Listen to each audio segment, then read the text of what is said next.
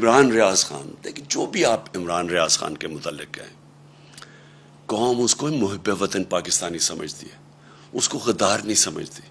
اس کی یوٹیوب پہ جو فالوئنگ ہے وہ ایسے نہیں ہے. لوگ بیوقوف نہیں ہیں. ایاز میر کنٹرول نہیں ہو سکتا، وہ اپنی ضمیر کی آواز سنتا ہے. اس کا لفافہ نہیں دے سکتے آپ. ارشد شریف، اس کے اوپر ایف آئی آر کٹوا دی. سبی ابراہیم اس کے پیچھے پڑے ہوئے ہیں. جمیل فاروقی نوجوان ہے، اس کے پیچھے پڑے ہوئے ہیں. ڈاکٹر معید پیرزادہ، یعنی وہ کوئی غدار ہے. صابر شاکر وہ ملک چھوڑ کے چلا گیا. ایاز امیر کو میں تو 30 سال سے جانتا ہوں.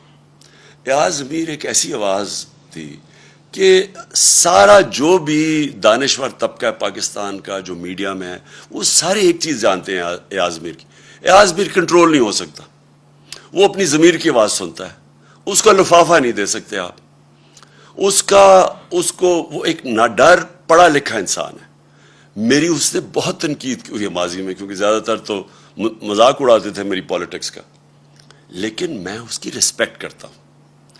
اور جو اسے کیا گیا ایاز امیر سے اس کی اس عمر میں جس طرح کیا گیا، یہ ہم ساری قوم کے لیے یہ ہے شرمناک واقعہ.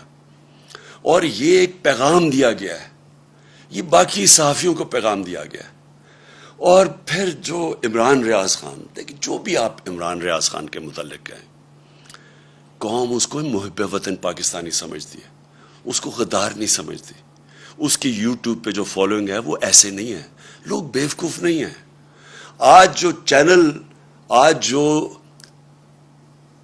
صحیح انفارمیشن نہیں دے رہی، جو خوف میں یا پیسے لے کے وہ جب یہ ان چوروں کا ساتھ دے رہی ہے جو اوپر ہمارے مسلط ہیں، اس کی ریٹنگ آج دیکھیں کدھر چلی گئی ہے. جو چینلز حق اور سچ کے ساتھ کھڑی ہے اس کی ریٹنگ اسمان پہ چلی گئی، کیونکہ لوگ بیوقوف نہیں ہیں. ایک بڑے دانشور نے ایک دفعہ کہا تھا کہ تھوڑی دیر آپ سب کو پاگل بنا سکتے ہیں، لیکن سارا وقت کوئی بھی سب کو پاگل نہیں بنا سکتا. تو اگر کسی کا خیال ہے کہ چینل کو پیسے دے کے لفافوں کے ذریعے ڈرا دھمکا کے آپ انفارمیشن کو کنٹرول کر لیں گے اور لوگوں کو دھوکہ دے دیں گے، وہ وقت گزر گیا ہے. اور میں یہ نام لینا چاہتا ہوں یہ صحافیوں کے، کیونکہ مجھے بار بار جو چیزیں سامنے ہماری آئی ہیں. اب ارشد شریف، اس کے اوپر ایف آئی آر کٹوا دی. ارشد شریف جس طرح اس کی فیملی بیک گراؤنڈ ہے، فوجی بیک گراؤنڈ سے، وہ سارے جانتے ہیں ارشد شریف، اس کا بھی کوئی قیمت نہیں ہے ضمیر کی. اس کو جس طرح ہراساں کیا جا رہا ہے کہ اس کا کسی طرح منہ بند ہو جائے. صابر شاکر وہ ملک چھوڑ کے چلا گیا.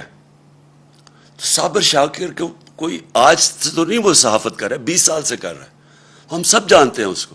وہ ملک چھوڑ کے چلا گیا. اور میں سبی ابراہیم اس کے پیچھے پڑے ہوئے ہیں. جمیل فاروقی نوجوان ہے، اس کے پیچھے پڑے ہوئے ہیں. ایک کوئی بات کر دے، کال آ جاتی ہے ان نون نمبر سے کہ یہ نہیں کرو گے تو ہم یہ کر دیں گے، نہیں تو ایف آئی آر آ جائے گی. عدنان عادل وہ، اور میں عارف حمید بھٹی، میری بڑی تنقید کرتے ہیں عارف حمید، لیکن عارف حمید اس کو دھمکیاں دی جا رہی ہیں کہ تمہیں ہم یہ کر دیں گے. اور ڈاکٹر معید پیرزادہ، یعنی وہ کوئی غدار ہے. اس کے اوپر اس کو خوف ڈرایا جا رہا ہے. اور میں سیاست پی کے کا خاص طور پہ کہنا چاہتا ہوں، ایک عدیل نوجوان ہے، وہ کینیڈا چلا گیا ہے کیونکہ اس کو اتنا انہوں نے خوف ڈرایا اور دھمکایا. ہمارا ارسلان، ہمارے تحریک انصاف کے وہ سوشل میڈیا کے ہیڈ، ان کے گھر میں چلے گئے. ان کی وہاں ماں تھی، ان کی بہنیں تھیں. وہاں اس کا کزن آیا ہوا تھا، اس کو 15-20 لوگ اندر گھس گئے، اس کو مارا پکڑ کے، خوف پھیلایا ہوا. پھر ہمارے سوشل میڈیا ایکٹیوسٹ، وہ یوٹیوبرز، ٹک ٹاکرز، وہ میرے پاس آئے. وہ کوئی بات کرنے وہ اسی دوران میں آئے، ان کو کال چلی گئی وہاں سے، کہ آپ نے یہ نہیں کہنا، وہ نہیں لکھنا. دیکھیں بات سنیں، میں آج یہ سوال پوچھتا ہوں سب سے، اپنی قوم سے، اور میں اپنی جوڈیشری سے سوال پوچھتا ہوں، کیا پاکستان میں فنڈامنٹل رائٹ سسپینڈ ہو گئے ہیں؟ پہلے بتا دیں کیا مارشل لاء لگ گیا یہاں؟ کہ یہ کون سی آئین اجازت دیتا ہے ان چیزوں کا؟ یہ تو میں نے آپ کو گنایا ہے. میری جو اپنی پارٹی ہے، جو کیمپین پہ نکلا ہوا ہے جو 20 حلقوں میں، وہاں جا کے جی وہ موزم جو تو یہ اس کے اوپر ایف آئی آر کاٹ دی. ایک شرافت لڑکا ہے, وہ ہماری کیمپین کرا تھا, اس کو, وہ پیسے والا آدمی ہے, 40,000 روپے کی چوری کے کیس میں اس کو اندر جیل میں ڈال دیا. وہ وہاں سے نکلا, پھر اس کو جیل میں پکڑ کے ڈال دیا جب وہ اس میں ایک کیس میں فارغ ہوا. یعنی یہ کیا کوشش ہو رہی ہے. میں پھر سے اپنی ادب سے اپنی عدلیہ سے پوچھتا ہوں کہ کیا ملک میں فنڈامنٹل رائٹ سسپینڈ ہو گئے ہیں؟ 25 تاریخ کو, 25 مئی کو جب ہم نکلے ایک پرامن احتجاج کے لیے, اور ہماری ساری تاریخ ہے پرامن احتجاج کی. ابھی جو سیٹرڈے کو ہم نکلے ہیں, کتنی پبلک نکلی ہے پرامن احتجاج میں. لوگوں کو غصہ بہت ہے, لیکن جب ایک پولیٹیکل پارٹی پرامن احتجاج کرتی ہے تو یہ ایک ملک میں کیوس سے بچتا ہے ملک. 25 کو انہوں نے کیا کیا, جس طرح یہ عورتوں رات کے 2-2 بجے عورتیں تھیں, کوئی ایک سین میرے ذہن میں رہتا ہے, وہ ایک 10 سال کی بچی اور اس کی ماں, اور وہ رو رہی ہیں کھڑی ہو کے کہ پولیس وہاں گھس گئی صبح کے 2 بجے ان کے گھر. پھر ایک 11 سال کے بچے کو پولیس پکڑ کے لے کے جا رہی ہے کیونکہ اس کا باپ گھر میں نہیں تھا. کیا یہ مقبوضہ کشمیر ہے؟ کیا یہ فلسطین ہے؟ فلسطینیوں سے ہو رہا ہے؟ کون سی دنیا میں ایک اپنی حکومت اپنے لوگوں سے وہ کرتی ہے جس کی کوئی تاریخ ہی نہیں ہے؟ بتائیں, ہماری کوئی تاریخ ہے انتشار کی؟ ہم ہمیشہ قانون کے بیچ میں رہے ہیں, ہم نے ہمیشہ قانون کی حکمرانی پہ چلے ہیں. ہم جب فیملیز کو بلاتے ہیں, اور آپ نے دیکھنا جتنی خواتین آتی ہیں اور فیملیز آتی ہیں ہمارے جلسوں پہ, تو کیا وہ انتشار کے لیے ہم بلاتے ہیں ان کو؟ ان کے اوپر جس طرح 25 کو انہوں نے ظلم کیا, جس طرح پاکستان کی پولیس نے اور رینجرز نے جس طرح لوگوں کے اوپر ٹیئر گیسیں کی, ربر بلٹس چلائی, عام لوگ تھے, شہری تھے, عورتیں دیکھ رہے تھے سامنے, بچے بے ہوش ہو رہے ہیں, عورتیں بے ہوش ہو رہی ہیں. جس طرح لبرٹی چوک میں کون سی قیامت آ گئی تھی, وہ لوگ جمع ہوئے, وہاں جا کے ان کے اوپر شیلنگ کر دی. تو ہم نے سپریم کورٹ کو بھی اپروچ کیا, ہمیں تو کوئی رسپانس نہیں ملا. تو میں آج ساری قوم کے سامنے ایک بات کہنا چاہتا ہوں کہ دیکھیں, یہ جو ٹیکٹکس ہے نا, فیشسٹ, خوف پھیلا کے, ڈرا کے لوگوں کو, یہ چوروں کو ہمارے اوپر مسلط کرنے کے لیے, میں پہلے تو ساری قوم کو آج ایک چیز کہہ دوں. دیکھیں, اسلام کی تاریخ میں ایک بہت دردناک واقعہ, سب سے دردناک واقعہ کیا تھا؟ حضرت امام حسین کی شہادت. وہ کیا ہوا تھا؟ کوفہ کے لوگ یزید کے ظلم سے ڈر کے وہ ان کی مدد کرنے نہیں آئے. کوفہ کے لوگوں کو پتا تھا کہ حضرت امام حسین رائے حق پہ ہیں, ان سب کو پتا تھا. خوف کی وجہ سے انہوں نے اتنا بڑا اسلام کی تاریخ میں ثانیہ ہونے دیا, اور وہ ساری زندگی پچھتائے. تو میں آج ساری قوم کو کہنا چاہتا ہوں کہ ہر دور کے یزید آتے ہیں, اور یزید لوگوں کو غلام ہی بناتے ہیں خوف کے ذریعے. جو یہ کوششیں ہو رہی ہیں, ایف آئی آرز, میرے اوپر 15 ایف آئی آرز کٹی ہوئی ہیں, ہماری ساری سینئر لیڈرشپ, دہشت گردی کے کیس ہمارے اوپر کیے ہوئے ہیں, اور یہ صرف ایک وجہ سے کہ ہم کہیں ڈر کے تو چپ کر کے بیٹھ جائیں گے. دیکھیں, میں آج اپنی قوم کے سامنے یہ کہنا چاہتا ہوں کہ دیکھیں, میں چپ ہوں جب سے یہ ہوا سب کچھ, مجھے تو سب پتہ ہے کہ کس نے کیا کیا.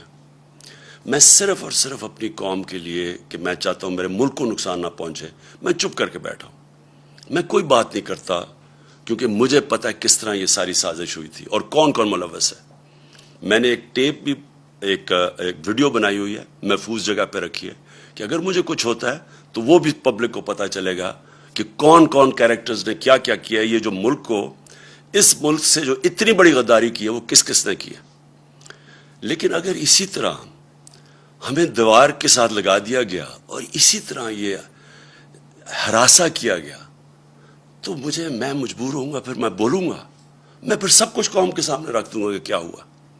یہ جو لاہور کا, یہ جو اس وقت پنجاب کا الیکشن ہو رہا ہے, جو حرکتیں کی جا رہی ہیں وہاں, پہلے تو مجھے یہ بتائیں کہ اس کا یہ حمزہ شریف, یہ 2.25 مہینے سے اس کا فیصلہ کیوں نہیں جلدی ہوا؟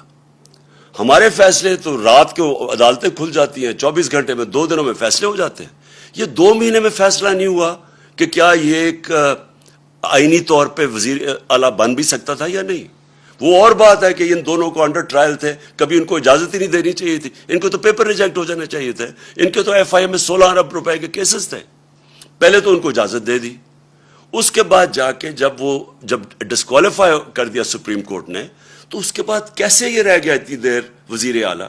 اور وہاں وزیر اعلیٰ نہیں, جس طرح یہ پولیس کا استعمال کر رہا ہے, جو یہ ہراساں کر رہا ہے, جو ذرا پنجاب کے اندر اس وقت جو بائی الیکشنز میں جو ہر جگہ سے آوازیں آ رہی ہیں کہ پوری طرح انتظامیہ ملوث ہے ان کو الیکشن جتانے کے لیے. الیکشن کمیشن, کیا یہ طریقہ ہے کہ الیکشن کمیشن کو ساتھ ملا لیں, ایڈمنسٹریشن کو ساتھ ملا لیں؟ اور کیا یہ الیکشن ہے ملک میں؟ جو سندھ کا لوکل گورنمنٹ الیکشن ہوا ہے, ذرا صرف تفتیش کریں انڈیپینڈنٹ لوگ جا کے کہ اندرون سندھ میں ہوا کیا ہے. 15% لوگوں نے کیوں نہیں کھڑے ہوئے؟ 15% لوگ کھڑے ہی نہیں ہوئے, آن اپوز جیت گئے. پتہ تو چلوائیں کہ کیسے پولیس کا استعمال, کتنوں کے اوپر ایف آئی آرز کٹوائیں, کیسے دہشت پھیلائی وہاں. تو یہ تو کوئی جمہوریت نہیں ہے, یہ تو ایک بالکل ہی فیشزم کی طرف جا رہے ہیں کہ کرپٹ. پہلے آپ غلطی کرتے ہیں, ایک سازش کے اندر شرکت کرتے ہیں ایک بیرون ملک کی, پھر چوروں کو اوپر بٹھا دیتے ہیں, وہ ملک کو تباہ کر دیتے ہیں, معیشت کا اور معیشت نیچے اور مہنگائی اوپر, اور پھر ان کو اوپر مسلط کرنے کے لیے سارے ادارے تباہ کرتے ہیں, ملک کے سارے ڈیموکریٹک انسٹیٹیوشنز تباہ کرتے ہیں, الیکشن کمیشن کو, انتظامیہ کو, ان کو ساروں کو استعمال کرتے ہیں ان کو پاور میں رکھنے کے لیے. میری درخواست ہے اپنے سارے ملک کے اداروں کو, اپنی قوم کو, کہ یہ ایک فیصلہ کن وقت ہے. یہاں اگر ہم نے کسی وجہ سے, میں قوم کو اب کہہ رہا ہوں, خوف کے بت کے سامنے جھک گئے, تو یہ آگے یہ چوروں کا یہ وہ کریں گے اس ملک کے ساتھ کہ یہ یاد رکھیں کہ یہ 30 سال سے دونوں پارٹیز پاور میں ہیں, 30 سال سے. ان کے ہوتے ہوئے آپ کو پتہ ہے کہ 80 کی دہائی میں پاکستان سارے برے صغیر میں سب سے آگے تھا. 90 کی دہائی میں جب سے ہی آئے ہیں, ہمارے ہندوستان بھی آگے نکل گیا, بنگلہ دیش بھی ہمارے سے آگے نکل گیا. ہم تو پاکستان کے ساتھ بڑے, کوئی تصور ہی نہیں کر سکتا تھا کہ بنگلہ دیش پاکستان سے آگے نکل سکتا ہے. میں نے وہاں جا کے میچز کھیلے ہوئے ہیں 80 کی دہائی میں, کوئی سوچ بھی نہیں سکتا تھا. آج بنگلہ دیش بھی آگے نکل گیا. یہ ان دونوں کی خاندانوں کی وجہ سے, جن کو واپس مسلط کیا گیا, اور یہ صرف اور صرف خوف کے ذریعے کوشش ہے.